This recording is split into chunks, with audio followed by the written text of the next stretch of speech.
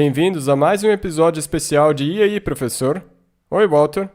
Martin, você parece exatamente o mesmo. O que houve? Você também, mas o sol mudou um pouco de posição. A gente teve que mover os móveis um pouquinho, Sim. mas ainda dá pra ver a fogueira. É? E nós ainda estamos num dos cenários mais serenos. Bem, eu nunca pensei que eu estaria sentado e gravando num cenário desses. Nem eu. Mas sempre tem uma primeira vez. Vamos abrir com uma palavra de oração e pedir que Deus nos guie. Nosso Pai Celeste, nós te agradecemos mais uma vez pelo privilégio de poder estar aqui nessa mata africana gravando uma conversa incrível sobre o plano da salvação. Nós pedimos que tu ilumine nossas mentes e conduza essa conversa. Em nome de Jesus, nós pedimos amém. Amém? Martin, fomos requisitados a fazer um estudo profundo a respeito do capítulo 5 de Apocalipse. Digno é o Cordeiro que foi morto, o leão da tribo de Judá. E é difícil descrever isso. Na verdade, é impossível descrever isso. Mas podemos ter um vislumbre. Este será o nosso estudo por toda a eternidade. Agora, quando o Cordeiro abriu aquele rolo e toda a história da redenção foi revelada, assim como o seu custo e a guerra, e como estamos envolvidos, e através de orações tornamos parte importante dessas atividades que acontecem aqui na Terra, é na verdade uma coisa incrível. Na verdade, esse capítulo é parte central de todo o Apocalipse. Na verdade, se você for ver, é um polo central da Bíblia inteira. Sim, porque é a culminação. O livro de Gênesis é a perda de todas as coisas. O livro de Apocalipse é a restauração de todas as coisas. Então, quando voltamos à história do Jardim do Éden e vemos o que foi perdido como acesso à árvore da vida, ao manto da justiça, todas essas questões, tudo isso foi restaurado em Apocalipse. Então, esses capítulos são como duas capas na Bíblia. É, como as capas Sim, de um livro. E entre o meio deles você tem o resto. É realmente uma história fascinante. E as pessoas ainda dizem que um escriba inventou tudo isso. Isso é impossível, porque você pode estudar essa história a vida inteira e não vai entender todos os detalhes. Verdade, integralmente, né? Na sua plenitude. Bem, Apocalipse não é chamado o segredo, Não. mas sim a revelação.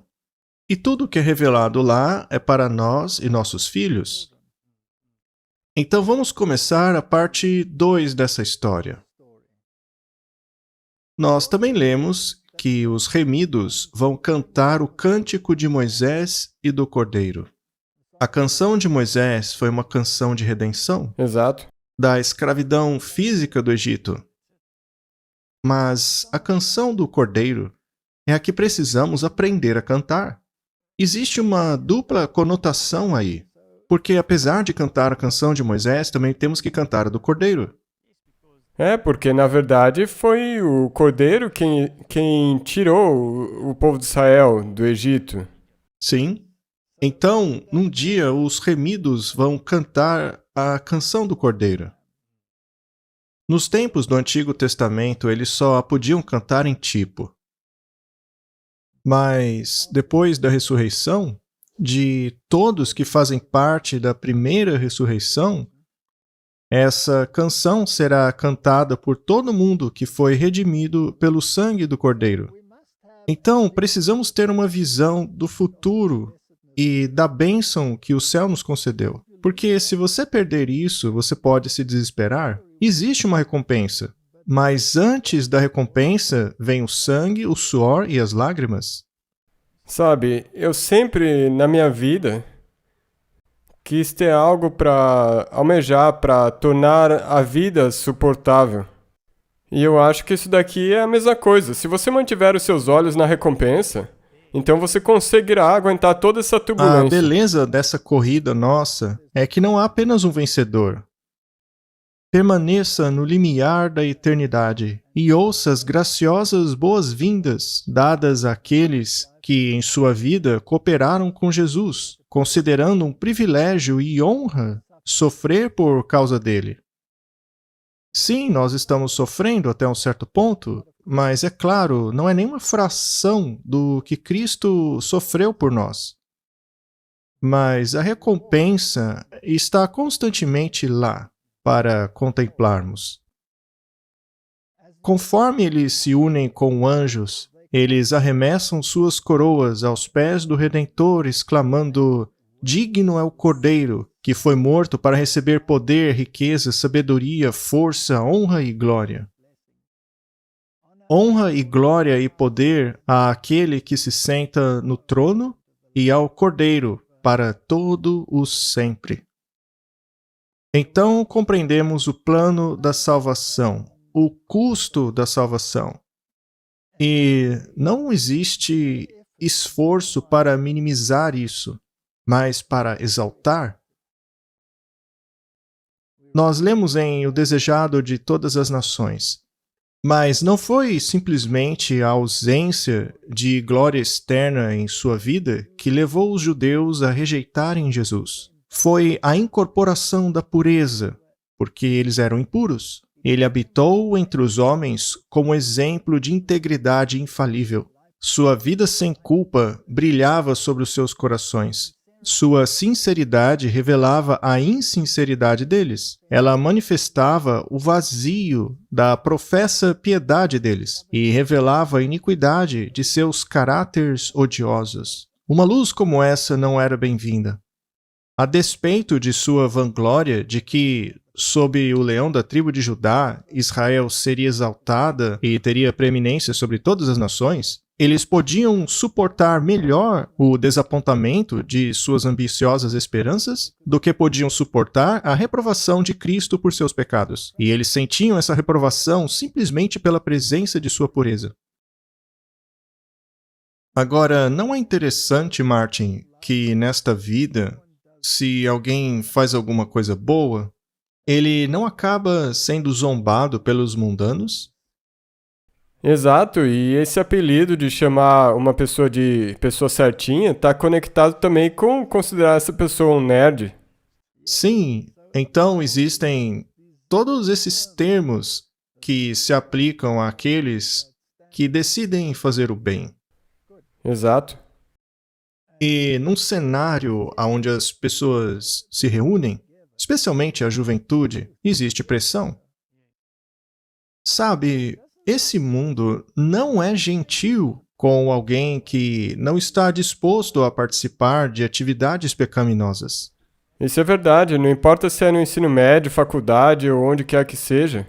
Se você for a pessoa que quiser fazer o que é certo, você vai ser quem vai levar pancada também. Sim, e o interessante é que se você olha para trás, você diz: eu nunca teria feito como eles. Mas a gente faz. Somos tão culpados quanto eles. Talvez teríamos feito pior. Com certeza, a gente não está aqui tentando dizer, o povo de Israel, a gente não é que nem eles. Nós, na verdade, somos piores, muito piores. Então, Martin, quando olhamos para essa introdução no capítulo 5, e o rolo sendo aberto e os selos sendo quebrados, e você olha dentro para ver o que vai acontecer, isso te dá toda uma perspectiva do grande conflito. E existem certas coisas que precisamos entender se queremos revelar esse mistério, o mistério de o que vai acontecer nessa terra. E para responder a questão, onde está Deus em tudo isso? O capítulo 5 nos diz que ele está envolvido desde o início, até mesmo ao ponto de ser morto para ser digno de abrir o pergaminho. É tão incrível, sabe, como nós mencionamos no anterior. Ele não é um senhorio relapso. Não. E a gente ainda precisa falar Sim. desse assunto. É algo muito interessante. Mas não é surpreendente que esses 2 livros sejam recomendados por Jesus? Para que a gente possa ser capaz de ter um vislumbre do que é o grande conflito. Naturalmente, o primeiro livro é o livro de Daniel. Mateus 24, verso 15 diz: Quando vocês virem a abominação desoladora falada pelo profeta Daniel, permanecendo de pé no lugar santo, aquele que lê, que entenda. Isso nos diz que Jesus recomenda o livro de Daniel para o nosso estudo.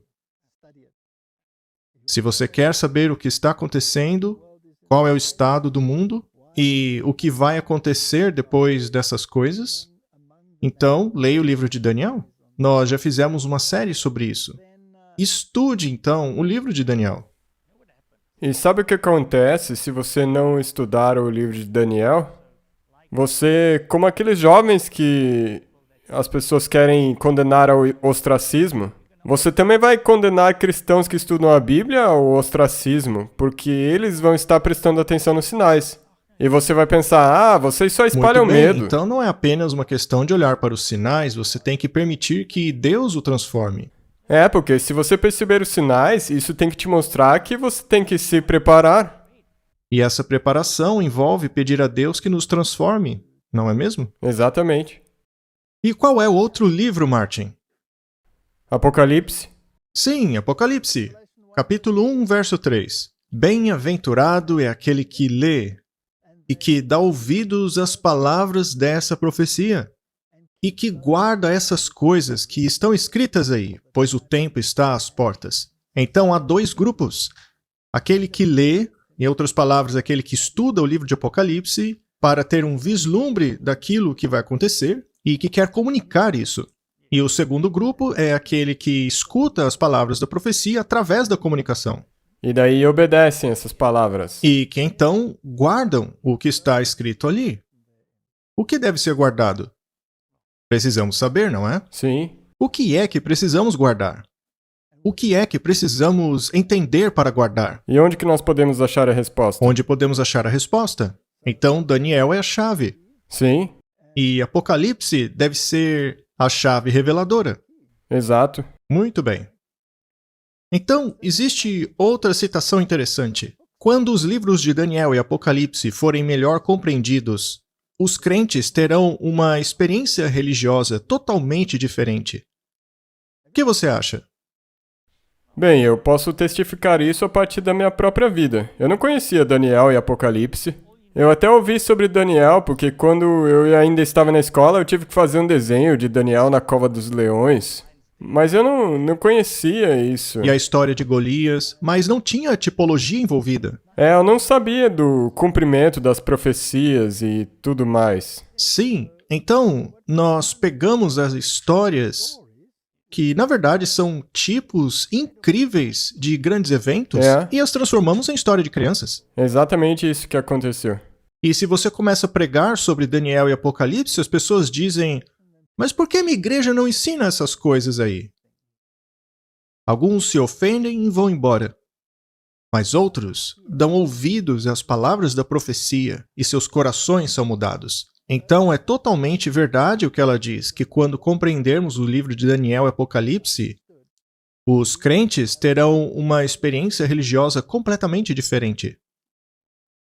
Será dado a eles vislumbres dos portões celestiais abertos, e o coração e a mente será impressionada com o caráter que todos devem desenvolver para perceber a bem-aventurança, que é a recompensa do puro de coração. É uma questão de transformação. Transformação total. É a respeito disso. E o Senhor abençoará todos aqueles que humildemente e mansamente procuram compreender aquilo que está revelado em Apocalipse. Como sabemos disso? Porque ele diz: bem-aventurado. Ele te diz isso. E você pode confiar nele? Agora, não é uma estratégia do demônio dizer: esse livro é selado, ninguém pode compreendê-lo. Quem é que vai entender com essa mentalidade? Não tem como se você nunca lê. Ninguém vai te contar nada sobre ele. O interessante é que os manuscritos sináiticos, que são a base das traduções bíblicas modernas, esses manuscritos deixam de fora o Apocalipse. Não é mesmo? O E também Apocalipse. deixam de fora o primeiro relato de Gênesis. Então, a queda e a restauração já eram. Mas todos amam esses manuscritos que hoje tornou-se a base da palavra de O Deus. final do livro falta. Eu não consigo entender porque alguns teólogos não enxergam isso. É impressionante para mim. Eles devem compreender essa questão e ver por si mesmos que o Textus Receptus, que tem o livro de Apocalipse e o livro de Daniel, e todos os demais também, E os verdadeiros? que esse manuscrito é a palavra de Deus. A gente deveria aqui falar uma vez daquele negócio de purificada 7 vezes. Sim, essa é outra questão. Este livro é tão rico que está cheio de imortalidade, cheio de glória, de forma que aqueles que o leem e pesquisam acabam recebendo a bênção daqueles que dão ouvidos às palavras dessa profecia e guardam as coisas escritas nela. Algo que certamente será compreendido do estudo de Apocalipse, que é que a conexão entre Deus e seu povo está firme e decidida. Então veja, o nosso Senhor não é ausente. Uma maravilhosa conexão é vista entre o universo do céu e deste mundo. As coisas reveladas a Daniel foram posteriormente complementadas pelo Apocalipse, dado a João na ilha de Patmos. Esses 2 livros deveriam ser cuidadosamente estudados. Daniel perguntou 2 vezes: quanto tempo será até o tempo do fim? E eu ouvi, mas não compreendi. Então eu disse: meu senhor, qual será o fim dessas coisas? E ele disse: vá, Daniel, pois as palavras estão seladas até o tempo do fim. Muitos serão purificados e branqueados, mas os perversos que praticam perversidade, nenhum deles compreenderá, mas os sábios compreenderão. Então, Martin, uma compreensão dessas coisas não serve como um filtro? Sim, é exatamente isso. Porque, do contrário, como você pode fazer essa filtragem? Isso se encaixa aqui, isso se encaixa ali, isso é E profecia ou nenhum não? dos perversos compreenderá. Então o que eles fazem? Não estudam e não usam esse filtro. E além de não utilizarem, ainda dizem aos outros que esse livro está selado, que ninguém pode compreendê-lo. Neste caso, eles não estão entre os sábios, não é? Não? E lembre-se, a sabedoria vem de Deus. Sim? Ninguém pode exaltar-se pelo fato de tê-lo lido, Não. pois estão apenas fazendo aquilo que Deus mandou. Bem-aventurado é aquele Aquele que lê. Então, comece a ler agora mesmo. E se você não o entender, talvez você deve ouvir o que outras pessoas estão dizendo a respeito dele. E como essa outra pessoa entendeu? Estudando e lendo. Estudando também o que outros disseram sobre aquilo. E nós temos também a mais confirmada palavra profética no espírito de profecia que ajuda a tirar as dúvidas. Martin, você vai deixar todo mundo bravo de novo? Mas essa é a verdade. Mas isso é verdade, isso me ajudou e eu acho que também já ajudou milhares e milhões de pessoas. Muitos serão purificados, branqueados e provados, mas os perversos agirão perversamente. Nenhum dos perversos compreenderá, mas os sábios compreenderão. Mas agora vá, até que o fim chegue, pois você descansará e receberá o seu galardão no fim dos dias. Aqui ele nos diz que chegaria mais informação, mas que não era para o tempo de Daniel. Seria para quando o reino de Deus se estabelecesse. O livro de Apocalipse foi dado durante a era cristã, Sim, e é um erro achar que isso foi dado apenas para aqueles que estão vivendo no finzinho dos tempos. Não, ele foi dado lá em Patmos. sim. Foi uma revelação para aquele tempo e para hoje.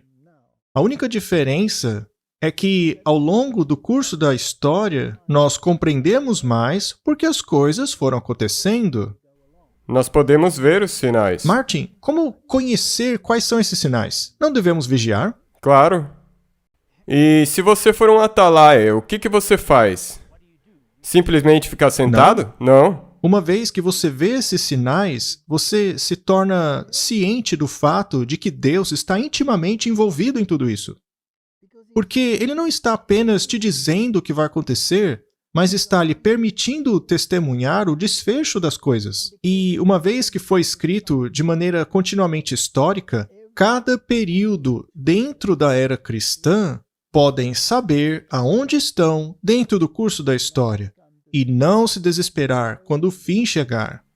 Isso é muito verdade, sabe? O problema é que as pessoas ficam com medo, as pessoas ficam estressadas e tudo mais, quando elas pedem essa conexão entre o estudo e fazer a conexão com os eventos da atualidade. Correto? Agora, a outra coisa é que se você segue a sequência e a aplica a cada período, como dissemos, se você é um dispensacionalista, você vai querer jogar tudo para o futuro. E aí tudo se aplica apenas às pessoas vivendo no tempo do fim. E ainda assim distorce tudo ao deixar a porção histórica de fora. Você perde tudo. Você não entende quem é o anticristo, achando que é uma figura que vem aí no futuro. Você perde toda a compreensão. E sabe, o problema é que você pode simplesmente sentar e esperar por isso e deixar passar. Sim.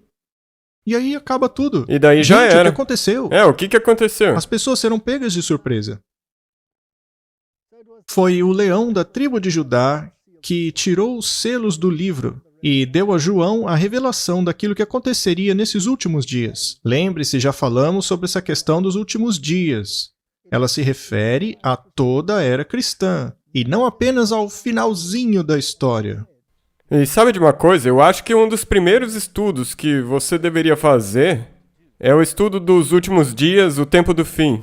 Porque isso é tipo a base, e daí você pode saber como encaixar todos os outros eventos. Correto? Quando você lê o livro de Apocalipse, você pode ver que isso já aconteceu, isso também, isso também, isso também. Agora estamos aqui na história. Então, Marty, vamos deixar claro, aonde estamos agora? Estamos bem no finzinho, onde a implementação da marca da besta vai acontecer. E se você não estuda isso historicamente de maneira contínua, você não sabe quem é a besta. Correto? Porque você jogou tudo para o futuro. Sim. Você não vai saber o que é a marca da besta, porque você está esperando algo futuro. Você vai achar que é um computador. Exatamente. Salvação por um chip de computador. Não, a salvação é pelo sangue do cordeiro. Esse é o problema, ou até mesmo salvação por causa de uma injeção. Você pode ser tão tragado por tudo isso. E daí o problema é que você volta os olhos pro Israel, literal, e você pode deixar passar todas as outras coisas. Você pode perder todo o resto, então é importante estudar isso. Ali diz que os perversos agiriam perversamente. Estamos vendo isso? Muito bem. E diz também que nenhum dos perversos compreenderia. Estamos vendo isso? Quão verdadeiro é isso? Pecado é a transgressão da lei de Deus. E aqueles que não aceitam a luz em relação à lei de Deus não compreenderão a proclamação da primeira, segunda e terceira mensagens angélicas. Isso já não te mostra o porquê de haver uma urgência de proclamar as 3 mensagens angélicas? Porque as pessoas não entendem. Correto?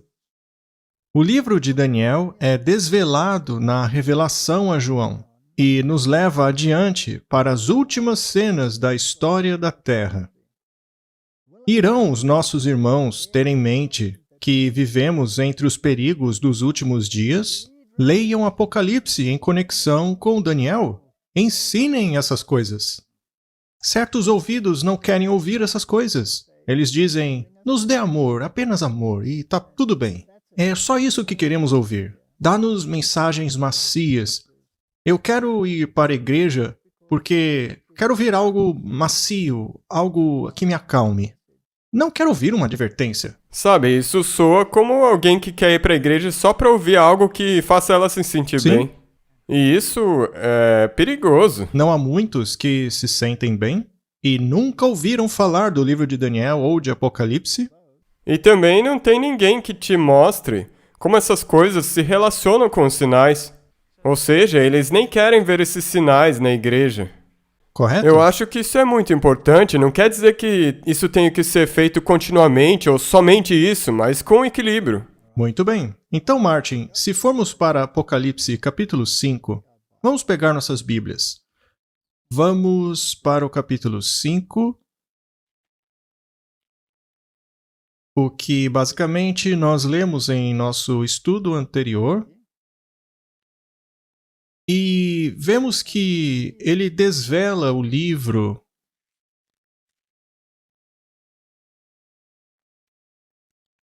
Ali no verso 14, e os 4 seres viventes disseram amém, e os 24 anciãos se prostraram e o adoraram, aquele que vive para sempre. E então ele começa a desvelar o livro. Então, o resto do livro de Apocalipse está resumido naquele rolo. E aqui temos uma visão críptica de toda a história e do que vai acontecer, correto? E em cada parte Deus está envolvido. Ele a divide em 7 porque haviam 7 igrejas, 7 períodos. São aqueles que receberam a mensagem. E que mensagem? A mensagem do que seria desvelado em Apocalipse 5. E ao irmos para o capítulo 6, nós lemos: E eu vi que o Cordeiro abriu os selos. Obviamente, ele está abrindo um selo agora. E eu ouvi como se fosse o som de um trovão, e um dos 4 seres dizendo, venha e veja. E eu vi e contemplei um cavalo branco, e aquele que o montava tinha um arco, e uma coroa foi dada a ele, e ele saiu adiante para conquistar. Seria este aqui o cordeiro ou o leão da tribo de Judá? O leão da tribo de Judá. Muito bem. Então aqui temos a batalha entre o bem e o mal. E nós veremos uma descrição daquilo que vai acontecer. Bem, nós não vamos lidar com cada uma delas agora, porque isso demoraria muito, mas no capítulo 6 você tem os cavaleiros. Um está num cavalo branco, o outro num vermelho, o outro num negro, e o outro num cavalo pálido como a morte. E, naturalmente, o cavalo representa a mensagem que vai ao mundo. E você tem a descrição no capítulo 6 da mensagem da igreja levando essa mensagem. A primeira era pura, não adulterada no cavalo branco. Cristo dando a revelação de tudo que eles não compreendiam. Correto? Eles haviam confundido todas as coisas. Eles basicamente eram dispensacionalistas naquele tempo. E a ironia é que no fim dos tempos, Satanás vai jogar em nós a mesma filosofia na igreja. E nós estamos aceitando. Isso é inacreditável. Cada uma dessas coisas das quais eles tiveram que ser purificados, está de volta. Está de volta de uma maneira diferente. De uma forma mas diferente. é a mesma história, a mesma bobagem. Ele não teve nem que inventar nada de novo. Ele simplesmente joga essas coisas de volta. Sim, se funcionou bem para eles, por que não funcionaria bem para nós hoje? Então, temos aqui o cavalo branco, puro, não adulterado. Depois você tem o cavalo vermelho, que naturalmente é o símbolo de sacrifício e sangue, o sofrimento da igreja, que denotava como a igreja sofreria. Depois veio o cavalo negro e, finalmente, o cavalo morto. Então, a mensagem bela e não adulterada da salvação seria diluída até o ponto da morte, até não existir mais. Então aquele protestantismo, ele já era. Já era. Nós não temos visto isso? Isso aqui tem sido cumprido à letra. Nós temos visto isso. A isso. gente não precisa entrar em detalhes, mas vamos para o livro de Apocalipse. Isso aqui é basicamente um estudo de como as coisas ocorreriam. No capítulo 7, é dito quem estaria envolvido. Seriam dadas vestes de justiça aos filhos de Deus, e no verso 10 é dito, e clamaram com alta voz, dizendo, salvação ao nosso Deus, que se assenta sobre o trono e ao Cordeiro. Aqui os selos estão sendo desvelados. E não será pouca gente, porque ele viu uma grande multidão de pé com os 144 mil. Todas essas questões estão ali no capítulo 7. E então se seguiram as 7 trombetas, e nós vamos de novo pelo mesmo período. As trombetas são sinais de juízo. Exato. É por isso que temos que falar sobre juízo. E qual é o critério desse juízo? Sabe, uma das principais coisas que você ouve hoje em dia é não me julgue. Sim, não me julgue. Ok, mas tudo bem. Os santos vão julgar até mesmo os anjos, quanto mais as coisas que ocorrem na igreja. E esse julgamento deve ser algo para condenar? Não. Mas deve alertar. Sim, aí que tá a diferença, porque na advertência tem amor. Muito bem, Martin. Então, se você vê... Pera aí, tem uma formiga subindo em mim. Muito bem. Se você vê a formação espiritual entrando na igreja e você sabe, porque estudou, que isso é uma doutrina jesuíta, você não vai erguer sua voz? Sim, você deveria levantar a voz, porque você ama essas pessoas e não quer que elas se percam nisso. Se você vir uma técnica como a neurolinguística, Aham. você não levantaria sua voz? Tem que fazer isso sim. Se você vê uma falsa teologia entrando na igreja, que é espiritualista, como falsas manifestações do Espírito que não estão em harmonia com os mandamentos de Deus, você não deveria erguer a sua Sim, voz você como deveria. uma trombeta? Sim, Ministério da Libertação. Será que alguém tem poder para fazer isso? Não é apenas Cristo que pode fazê-lo? Só Cristo. Tipo, o que aconteceu com aqueles discípulos que tentaram expulsar o demônio sem Jesus? Exato. Então, no capítulo 8, nós continuamos com as trombetas, mas não vamos nos aprofundar nelas hoje. Depois vem o capítulo 9 e depois o 10, e aqui você tem o desvelar daquele rolo específico. E esse poderoso anjo desceu do céu, vestido com uma nuvem e com um arco-íris sobre a sua cabeça, e sua face era como o sol, e seus pés como pilares de fogo. E ele tinha em sua mão um pequeno livro aberto, e ele colocou o seu pé direito sobre o mar e o esquerdo sobre a terra. Ou seja, esse aqui é o governante do céu e da terra. É aquele que controla tudo aquilo que acontece aqui. É ele que desvela esse livro. Obviamente, o livro selado era aquela porção do livro Sim. de Daniel concernente às 2.300 tardes e manhãs. Porque tem que ser desse jeito. Era o único livro que estava selado. E diz lá no livro de Daniel, sela esse livro, até quando? Até o fim? Sim, e a visão ampla da era cristã, o Daniel não entendia. Não. Então, muitas das coisas que ele escreveu e as tipologias que encontramos aqui, você só pode entender sob a luz do Novo Testamento. Quando Jesus vem. Mas devemos compreender tudo apenas sob a luz do grande conflito. Exato. Se você não tem a compreensão do grande conflito que está lá na Bíblia, ou você vai considerar Deus um tirano, Sim. ou você vai considerá-lo como um pai frouxo, É assim mesmo, porque mas você você não não... vai vê-lo como o grande juiz que faz julgamento entre o justo e o perverso. E o Salvador, o Cordeiro também. Ele é o cordeiro que foi morto. Você vai perder essa parte porque você não vai ter ambos. Sim. Se você não entender. Agora, em seguida, depois que esse rolo foi desvelado, que tinha profecia dos 2.300 dias, é aí que vemos a última batalha entre aqueles que compreendem a relação entre a lei e a graça e aqueles que não a compreendem. E aí vem Apocalipse 11, descrevendo o surgimento da besta do abismo. Ou seja, esse sistema de governança nessa terra que está diretamente oposto àqueles que representam Deus. É uma organização espiritualista. É uma organização não de reis e rainhas, como era antes, mas um sistema que surge num mundo democrático. E é baseado no espiritismo. É baseado no mistério, no engano.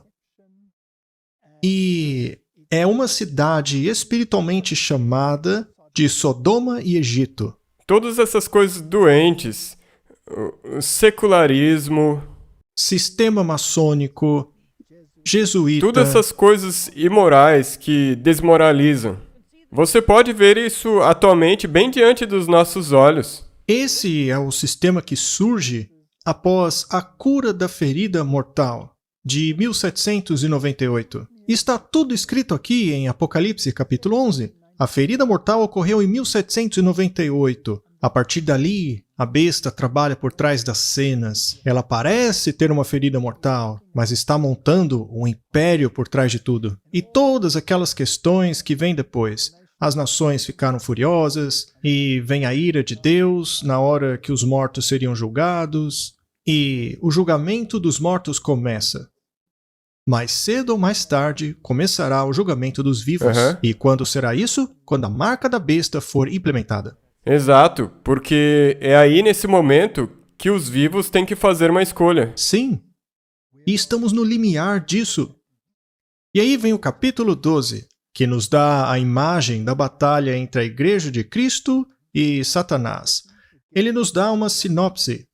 E então termina com aquelas palavras fascinantes. E o dragão irou-se contra a mulher e saiu para fazer guerra contra o remanescente de sua semente, aqueles que guardam os mandamentos de Deus e têm o testemunho de Jesus Cristo.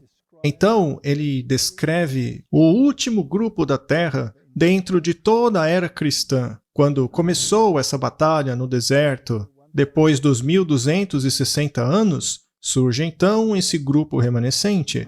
E se você não entende isso, se você não entende que o remanescente guarda os mandamentos e guarda o testemunho, você perde o bonde. Você vai perder isso. Você vai perder. E como nós já falamos várias vezes antes, não tem como você ficar numa perna só. Correto. Você tem que se apoiar nas duas. E então chegamos em Apocalipse capítulo 13, que descreve os impérios que farão essa guerra final contra o povo de Deus. A besta do mar e a besta da terra. Até os reformadores reconheciam que a primeira besta era o papado. Eles ainda não compreendiam que a segunda besta era os Estados Unidos. Não compreendiam a queda do protestantismo porque ainda não havia acontecido. Eles ainda estavam na época que ele não era apostatado. Mas o remanescente entende. Eles sabem do que se trata. É a respeito dos mandamentos de Deus. E a marca da besta, que também é mencionada em Apocalipse 13, deve estar associada aos mandamentos. Do contrário, não haveria relação aqui, não faria sentido. Então, quando você vai a Apocalipse capítulo 14, vemos o alerta contra o que essas duas bestas fariam. E essa é a mensagem do remanescente. São as três mensagens angélicas. Três mensagens angélicas. Tudo está descrito aqui em perfeita sequência.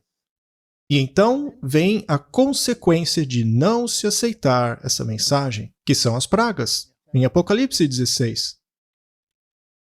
E no capítulo 17, ele nos dá mais uma vez uma sinopse sobre quem é esse poder controlador, essa mulher, essa igreja, esse mistério chamado a Grande Babilônia, a mãe de todas as prostitutas e abominações da terra. Isso está escrito em sua testa, ou seja, no seu pensamento. É a convicção dela, é como ela opera. É por isso que tem um choque de mentalidades, porque tem essa mentalidade de Cristo e mentalidade da Babilônia. E aí vem Apocalipse capítulo 18, na qual você tem a descrição da degradação que ocorreria nessas igrejas, aonde Babilônia é uma unidade, a união entre o espiritismo, o catolicismo e o protestantismo apostatado. O espiritismo se incorpora a todos os sistemas religiosos do mundo. Todo mundo nega a expiação. Todos que negam a divindade de Cristo. Porque, lembre-se, adore o Cordeiro. Mas eles se recusam a adorar o Cordeiro. E ao olharmos aos exemplos dados por Deus, vemos como eles caíram, em que estado se encontram. Se olharmos para os tribunais no mundo hoje, sim, com relação ao que está acontecendo com a besta dentro do catolicismo e ao que está acontecendo nas religiões espiritualistas, por exemplo, o Dalai Lama esteve nas notícias recentemente por ter beijado menininhos. Com isso tudo, Deus está nos dizendo: olhem, a Babilônia caiu. Vocês têm que entender isso. Isso, sabe, até aqui nós já mostramos inúmeras e inúmeras vezes como tudo isso aqui já se cumpriu. Sim. E Apocalipse 19 nos mostra a destruição que está chegando, porque o Rei dos Reis e Senhor dos Senhores colocará um fim a esse sistema. Aí vem os capítulos 20, 21 e 22, que são capítulos escatológicos. Em outras palavras, eles nos falam a respeito da restauração de todas as coisas, de tudo aquilo que foi perdido no livro de Gênesis. Essa é a nossa herança. É isso que acontece quando se abre os selos. Você começa a entender a batalha entre o certo e o errado. Todos os mandamentos de Deus e a marca da besta estão em oposição um ao outro. Sabe, quando você chega em Apocalipse 22, pouco antes de entrar no céu, E quem tem o direito de entrar lá? aqueles que guardam os mandamentos de Deus. Satanás odeia esse verso? É, ele odeia. Ele odeia. É por isso que eles removeram esse verso nas novas traduções. Muito bem, Martin. Então, se a lei de Deus é o problema, porque sem lei não há julgamento, E nem pecado. sem julgamento não há consequência, sem lei não há pecado. E quem é o juiz? Cristo é o juiz. Cristo. Então, vamos olhar para o último juízo. João 5, 22. Porque o Pai não julga ninguém, mas deu todo o julgamento ao Filho. Todos terão que encarar o juiz. É, Isso inclui os que o rejeitaram com certeza. A nação Aqueles que judaica o daquela traspassaram. e os judeus de hoje. A nação judaica de agora e Israel espiritual também. Muito bem. Existem pessoas dentro dessa categoria que ainda podem aceitar Jesus e tornar-se parte de Israel de Deus, a Israel espiritual de Deus? Toda tribo, nação e língua. Não nos esqueçamos disso. Mas Cristo é o juiz. E ele é apto para ser o juiz. Ele não pagou o preço pela lei que foi quebrada? Ele era o único que podia fazer isso, nós já ouvimos. Nem no céu, nem na terra, ninguém podia abrir aquele Ninguém selo. podia abrir o rolo. E então ele diz em João 8,16: E se eu julgo, o meu juízo é verdadeiro, porque não estou sozinho, pois sou eu e meu Pai que me enviou. Então o julgamento dele é verdadeiro. Ele vai julgar de forma justa, pois digno é o Cordeiro. 2 Coríntios 5,10. Pois todos compareceremos diante da cadeira de juiz de Cristo, para que todos recebam por aquilo que fizeram em corpo, de acordo com aquilo que fizeram, seja bom ou ruim. E quando começa o juízo dos mortos? Começa no fim dos 2.300 dias da profecia de Daniel. Muito bem. Então, lá diz que o santuário seria purificado. Sim, Purificado do quê? do pecado. Sim, ele precisa ser limpo do registro do O pecado, registro do pecado. Sim. que foi transferido para dentro do santuário. Mas por que isso começou apenas em 1844? Por que não começou antes? Tem uma razão, Martin. É porque todas as nações devem ter tido a oportunidade de escolher. Sim. Todos, na época da Reforma, não tiveram a chance de saber quem era a besta, Sim. não é? Uhum. Todos deveriam ser capazes de discernir sobre o que se trata a questão. A besta é contra os mandamentos de Deus, porque ela mudou os mandamentos de Deus. Agora, o protestantismo, em 1844, rejeitou a mensagem da lei e, portanto, se alinhou com a besta.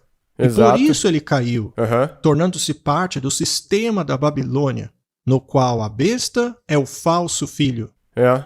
E deu ouvidos às mentiras do dragão, que introduziu em todo mundo as suas mentiras. Já falamos sobre isso, não é? Então, desde 1844, todo mundo, todas as nações tiveram uma oportunidade de ver o que está acontecendo. Portanto, o julgamento dos mortos começou. Sim. E ele continua até a lei dominical ser proclamada. Sim, porque aí então os vivos têm que fazer uma escolha. Assim como os outros também tiveram que fazer uma escolha E o antes povo de deles. Deus também precisa decidir. Ah, sim. O povo de Deus tem que fazer uma escolha. E é interessante Aham. que essa escolha vai determinar se receberão o selo de Deus ou se não receberão o selo de Deus. Se receberem o selo de Deus, farão parte do alto clamor. Isso. E daí esse alto clamor vai ficar mais alto. E eles se juntarão com outros. E o que é o alto clamor? Caiu a Exato. Babilônia e tornou-se lar de demônios e de todo tipo de ave detestável. esta é apenas uma parte do alto clamor. Exato. Isso tem que andar junto à marca da besta. Sim. Não devemos aceitar falsas normas, apenas aquilo que Deus nos apresentou. Essa é a questão. E na Bíblia também diz que o julgamento começa pela casa de Deus. Sim, e tem que começar assim, porque isso vai determinar quem vai dar o alto clamor. Exato. Tem uma sacudidura que tem que acontecer. Sim. Dá para chamarmos de uma purificação. Exato. Em Isaías 33, verso 22, lemos: Pois o Senhor é o nosso juiz, o Senhor é o nosso legislador. Está muito claro, não é? Apenas aquele que deu a lei pode interpretar a lei e aplicar a lei. Ele tem o direito de fazer isso, porque ele pagou o preço da lei transgredida. Exato. O Senhor é nosso rei, ele nos salvará. Veja que todos os títulos estão aí: o juiz, o legislador, o rei. Nós temos que aceitar todo o pacote. Não posso escolher um só. Isso é muito importante. Você não pode dizer, eu só quero ele como rei, mas não como salvador. E também não tem como aceitar ele somente como salvador e cordeiro, mas não como rei. Exatamente. Apocalipse 14:7, dizendo com grande voz: Temei a Deus e dai-lhe glória, pois a hora do seu juízo é chegada. E adorem aquele que fez o céu, a terra, o mar e as fontes das águas. Este é um verso muito profundo, porque ele fala que a hora do seu juízo chegou. Já chegou. Essa mensagem só foi dada após 1844. Correto. Então, o juízo começou em 1844, o julgamento dos mortos.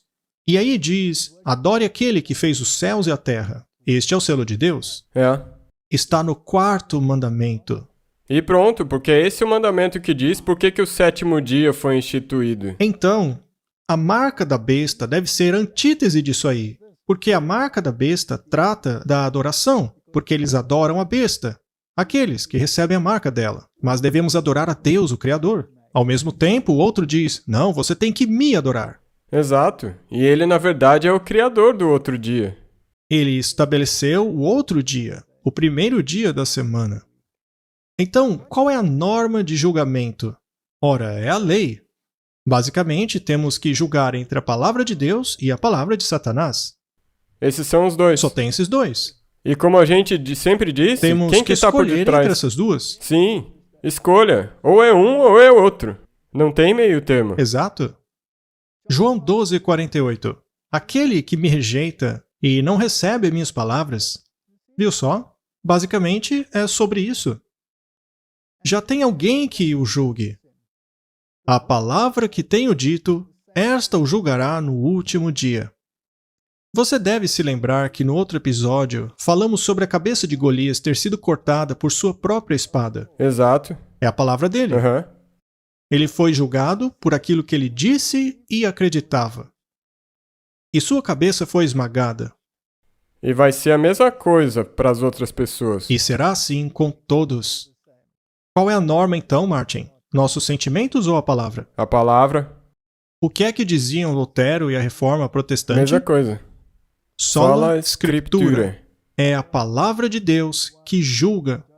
Ora, essa palavra não contém os 10 mandamentos? Sim. A lei de Deus. Então temos os que guardam os mandamentos contra aqueles que não guardam os mandamentos. Aqueles que honram o selo de Deus, que adoram o Criador, que estabeleceu o sábado, contra aqueles que não o honram. Na verdade, o 4º mandamento no catolicismo romano honra a sua obra. Porque você participa de um sacramento, você faz uma obra para ganhar a graça. Quando que, na verdade, aquilo que foi estabelecido para a nossa educação deveria mudar o nosso caráter. Exato, a transformação total. Sim. E a coisa é, se você ler o livro Grande Conflito, no tempo de Lutero, também houve esse mesmíssimo problema. Um falso reavivamento baseado no espírito, nos sentimentos apenas. Não há hoje no mundo todo um sistema religioso que baseia a sua teologia nos sentimentos? Sim. É por isso que temos que testar os espíritos. Então, Martin, por que não lemos Apocalipse 4:11? Digno és, ó Senhor, de receber glória, honra e poder. pois criaste todas as coisas. Para o teu agrado elas existem e foram criadas. Então, ele é digno porque ele é o Criador, assim como também o Redentor, o Cordeiro. Podemos ver isso alinhado ao quarto mandamento? Com certeza. Criação, você Sim. não tem como separar uma coisa da outra. Segundo Reis 19:15, e Ezequias orou diante do Senhor e disse: Ó Senhor Deus de Israel, que habitas entre os querubins, tu és Deus, somente tu, sobre todos os reinos da terra, tu fizeste o céu e a terra. Isso é reconhecimento, o memorial da criação. Não dá para escapar disso. Quando você vai para Apocalipse, você vê que ele te guia de volta para esse tema. Este é o tema. Isaías 37:16. Ó Senhor dos exércitos, Deus de Israel, que habita entre os querubins. Apocalipse 5 não fala disso? Só tu és Deus, somente tu, sobre todos os reinos da terra. Tu fizeste o céu e a terra. Esse é um tema recorrente ao longo de toda a Bíblia. Ele é o dono. Mas ele tem um propósito com sua criação. É incrível. Ele é o dono, mas teve que comprar de novo com o sangue dele. Apocalipse 5:9. E eles cantaram um novo cântico, dizendo: Tu és digno de tomar o livro e de abrir os seus selos, pois foste morto, pois nos remiu a Deus pelo teu sangue, todas as raças, línguas, povos e nações. A hipocrisia acaba aí mesmo. Racismo, Tudo isso aí. dispensacionalismo, tudo isso acaba. Tudo acaba. Daniel 7:22. Até que o ancião de dias chegou, e o juízo foi dado aos santos do Altíssimo. E chegou o tempo de os santos possuírem o reino. Como já mencionamos outras vezes aqui, Marty, esse texto é terrivelmente distorcido nas traduções modernas. O julgamento não foi dado em favor dos santos aqui, não é isso. O julgamento foi dado aos santos. Paulo disse, não sabeis que julgareis até anjos? É por isso que eu amo a versão da King James, porque é a tradução direta daquilo que Deus disse, sem a interposição de pensamento humano. A coisa é que você destrói o galardão, a recompensa do testamento, aquela herança, se você mudar essa parte. Porque ela faz parte da herança, essa co-soberania. É uma corregência. Você é parte do trono ali. No trono. Estaremos no trono, seremos parte dele. E o julgamento é dado aos santos. Não que eles julguem, porque todo julgamento já foi dado a Cristo. É um julgamento de verificação. Exato. No qual constataremos que digno é o Cordeiro, e todos os juízos dele são verdadeiros. Tudo estava de acordo com a sua justiça. E as mentiras do demônio serão expostas. E então os santos cantarão a canção, que está ali em Salmo 149. Claro que, quando começarmos a cantarmos a canção do Cordeiro, haverá uma nova nuance. Mas, basicamente, ela diz assim: Alegre-se Israel naquele que o fez. Regozijem-se os filhos de Sião no seu rei. Que Israel se regozije naquele que o criou. Veja que o tema da criação é recorrente. A criação, sim, em você. Ele diz que ele cria de novo em você também. Se você participar da transformação total, ele cria um novo você em você mesmo. Correto? Regozijem-se os filhos de Sião no seu rei. Louvem o seu nome com danças, cantem-lhe o seu louvor com tamborim e harpa. Porque o Senhor se agrada do seu povo, ornará os mansos com a salvação. Você vê como Deus se envolve com a humanidade? Exultem os santos na glória, alegrem-se nas suas camas. Estejam na sua garganta os altos louvores de Deus e a espada de 2 fios nas suas mãos. Essa é a palavra de Deus. Sim. Que corta em 2 direções. Ela corta à frente e atrás. Ou seja, ela te transforma. É uma espada de 2 gumes e é o contrário da espada de Golias, que acabou cortando a cabeça dele mesmo. Essa daqui, quando ela te corta, ela te salva. Se você estiver obedecendo o que ela diz. Sim. Para executar vingança dos gentios e darem repreensões aos povos. para prenderem os seus reis com cadeias e os seus nobres com grilhões de ferro, para fazerem neles o juízo escrito. Essa será a glória de todos os santos, louvai o Senhor. O juízo foi dado aos santos, e fazer parte daquele trono e da vitória final sobre a mentira, essa é a honra dos santos. É o seu galardão. E o que dizer de Isaías 32, verso 1? Eis que um rei reinará em justiça, e príncipes reinarão em julgamento. Que príncipes são esses? Os que estão governando com Deus, os remidos. Os remidos de Deus. Então veja como esse tema permeia toda a palavra de Deus. Ezequiel 44, verso 24. Quando houver disputa, eles se levantarão para julgar, e julgarão de acordo com os meus juízos. Não é claro? Ele julga. Todo julgamento é dado a ele, e os santos verificam o julgamento.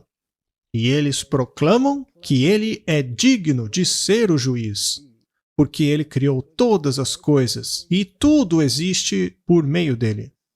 Eles guardarão as minhas leis e estatutos em todas as minhas assembleias. Eles santificarão os meus sábados. Será então, Martin, que estamos errados ao dizer que a lei e o sábado serão ponto de controvérsia na última decisão desse mundo? Não, começou na criação, quando Deus disse no 7º dia: faça isso porque eu sou o Criador. E no final, ele disse: ok, agora você vai ser julgado na base do que você me aceitou como esse Criador e Redentor? Sim, porque você tem que aceitá-lo como o cordeiro que foi morto, e também como o leão da tribo de Judá, e como seu rei, e também como seu Deus. Exato. 1 Coríntios 1:10. Eu rogo a vocês, irmãos, pelo nome de nosso Senhor Jesus Cristo, que falem a mesma coisa, e que não haja divisão entre vocês, mas que sejam perfeitamente unidos na mesma mente e no mesmo juízo. Aí está a questão. Como se entrar em harmonia com Deus? Temos que estudar as exigências dele. Ele deu o testemunho de Jesus ao povo remanescente. É o que diz lá em Apocalipse 12, verso 17. E isso pode capacitá-lo a entrar em harmonia, uma mente. E então você poderá discernir e fazer parte desse juízo. E nós mencionamos isso também muitas vezes antes já. Mas se você quiser ter aquela mesma mente, aquela mesma unidade, isso vai ser baseado em você estudar o espírito de profecia. Exato. E praticá-lo, não apenas estudá-lo. Não, e seguir ele. Sim. Mas a espada, ela é de 2 gumes. Ela tem que causar uma mudança em você, porque somente o conhecimento não faz isso. Se os seus frutos não evidenciarem que você mudou, então não sobrou nada. É por isso que lemos em 1 João 4,17. Nisto é perfeito o amor para conosco, para que no dia do juízo tenhamos confiança, porque qual ele é, somos nós também neste mundo. Ou seja, Martin, temos que nos tornar como Cristo. Exato, você começa com a transformação total.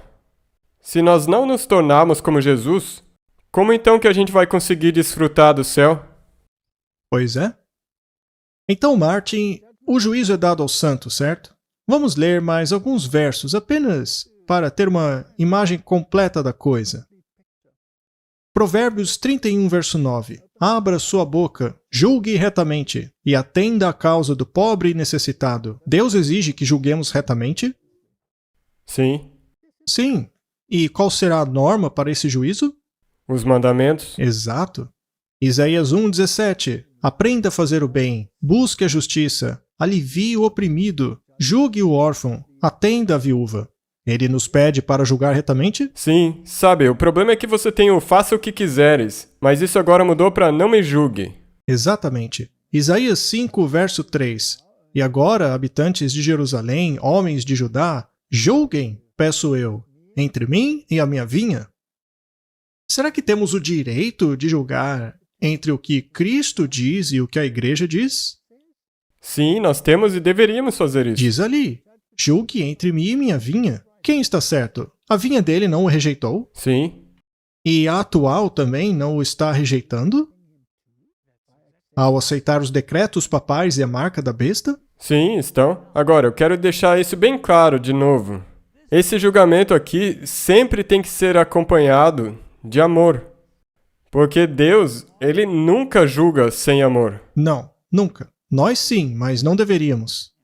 1 Coríntios 6, 3. Vocês não sabem que julgarão até mesmo anjos? Quanto mais as coisas concernentes a esta vida. Devemos julgar? É. Ok. 1 Coríntios 6, 4. Se então vocês fazem juízo de coisas concernentes a esta vida, pondes para julgá-los os que são de menos estima na igreja? Para vos envergonhar eu digo isso. Não há, pois, entre vós sábios, nem mesmo um que possa julgar entre seus irmãos? Portanto, Martin, Deus definitivamente quer que julguemos entre aquilo que é certo e aquilo que é errado. A norma de juízo sempre permanece sendo a palavra de Exato, Deus. e ajudar uns aos outros através dela. É por isso que em Apocalipse 24 nós lemos: E vi tronos, e se assentaram sobre eles, e o juízo foi dado a eles.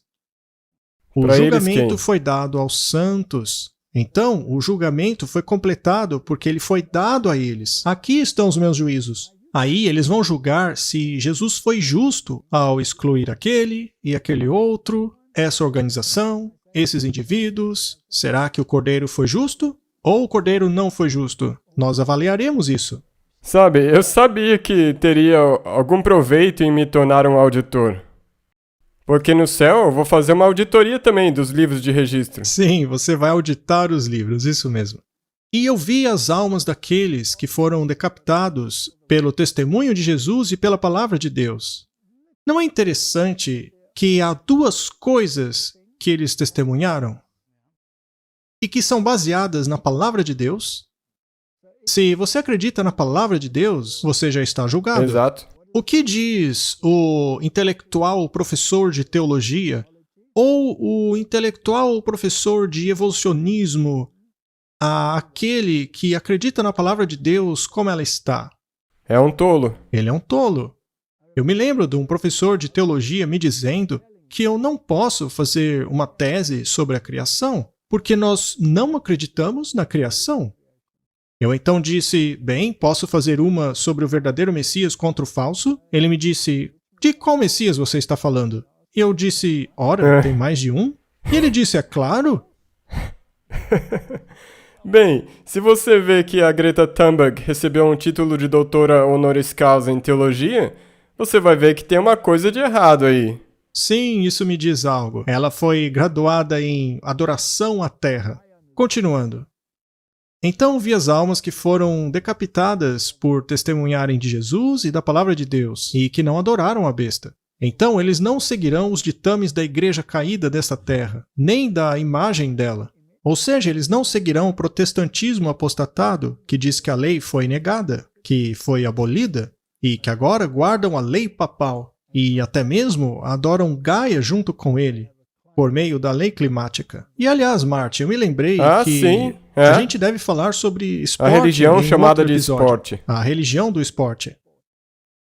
Nem receberam a marca em suas testas e em suas mãos. Ou seja, não foram induzidos a pensar como a besta e nem agir como ela. E eles viveram e reinaram com Cristo por 1000 anos.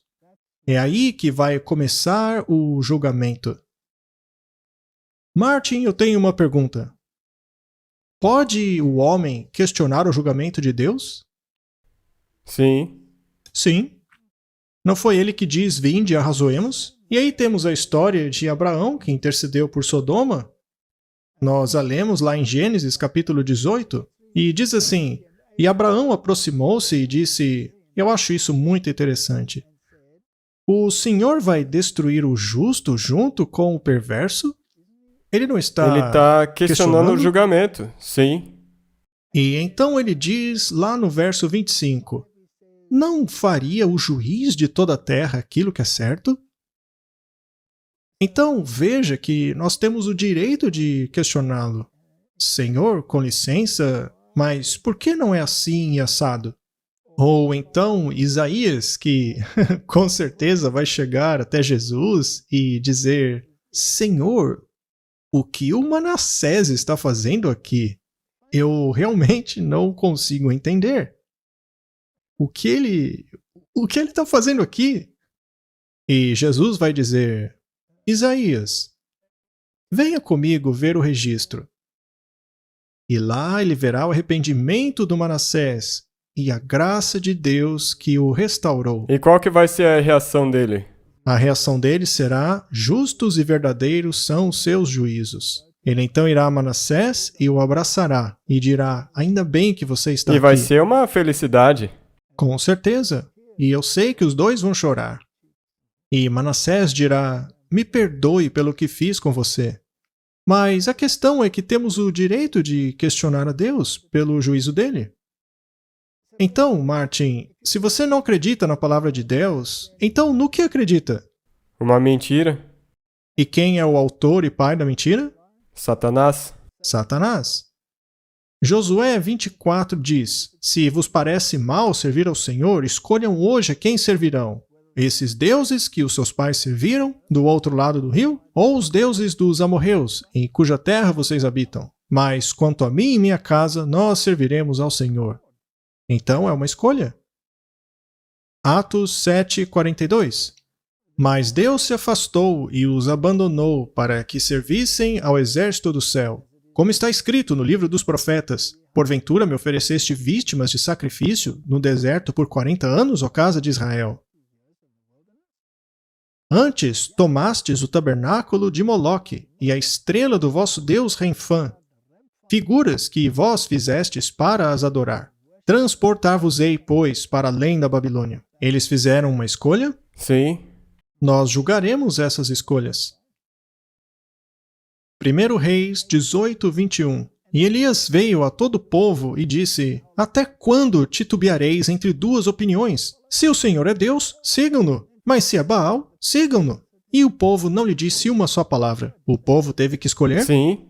E infelizmente, silêncio também é uma escolha. Sim, eles não tiveram que escolher entre Deus e sua vinha. E o que a vinha estava lhes ensinando? Mentiras. Mentiras.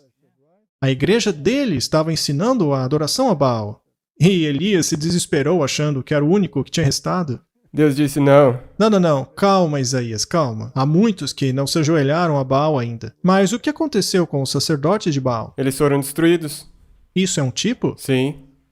Ok. Esse é um tipo triste, mas mesmo assim é um tipo belo. Deuteronômio 32:17. Eles sacrificaram a demônios. Bastante direto isso aí, não é? Se você usar essas palavras hoje em dia, não daria muito certo. Pois é. Basicamente, Martin, se você remove a lei, então a quem você está adorando? Satanás, é simples assim. Em nenhum lugar aqui nós vemos os que estão em cima do muro, os que não tomaram uma decisão. Martin, se você tira a lei de cena, você automaticamente tira a expiação. E se tirar a expiação, você também tira o cordeiro. Você pode cantar quantos cânticos quiser ao cordeiro, mas assim você não o adora, você adora o demônio. Exato. Muito bem. Então eles adoravam demônios, eles sacrificavam esses demônios, e não a Deus. A deuses a quem eles não conheciam. Há novos deuses que surgiram, aos quais os seus pais não temeram. É uma linguagem muito clara. Segundo Crônicas 11:15.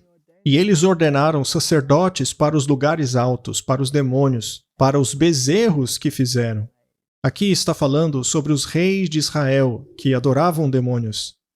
Hoje não fazemos exatamente a mesma coisa? Salmo 106:37. Sim, eles sacrificaram seus filhos e filhas a demônios. É uma escolha. Exato. Mais uma. 1 Coríntios 10:20. Mas eu digo que as coisas que os gentios sacrificam, sacrificam para demônios e não para Deus. Essas são palavras bem duras, hein?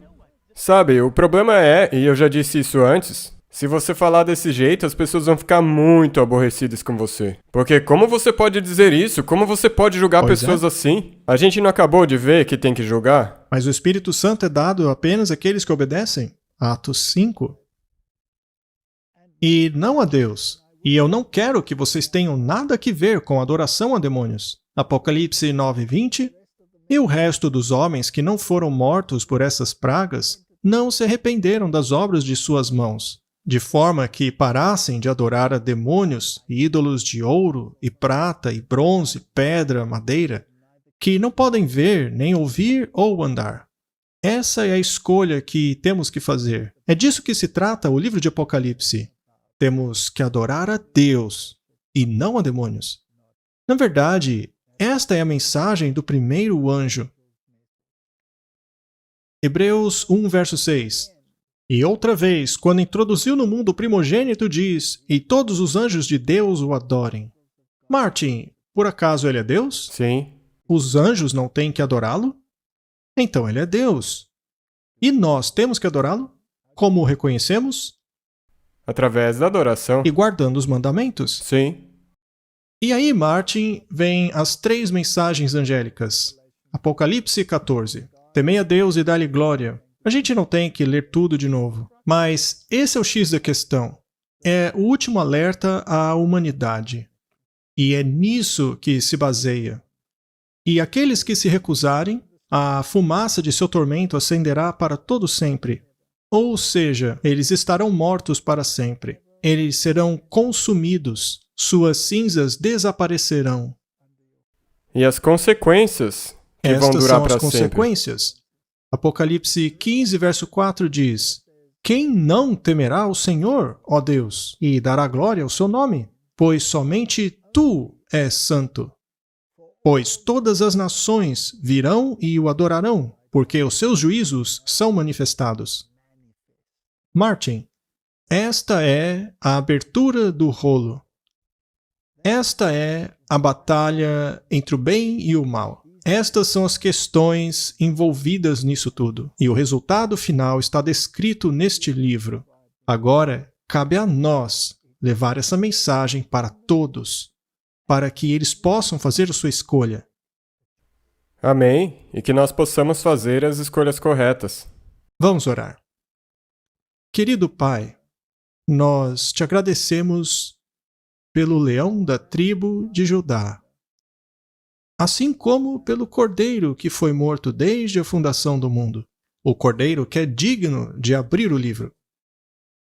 Obrigado por termos esse livro, termos toda a história da batalha entre o bem e o mal. Nos mostraste toda a história do esplendor e da glória e também da terrível queda da igreja que deveria representá-lo, a sua vinha.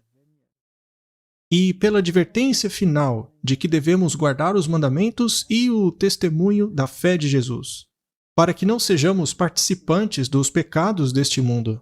Obrigado pela mensagem que o juízo já começou e que devemos adorar aquele que criou os céus, a terra, o mar, as fontes das águas, para que não sejamos participantes do espírito da besta.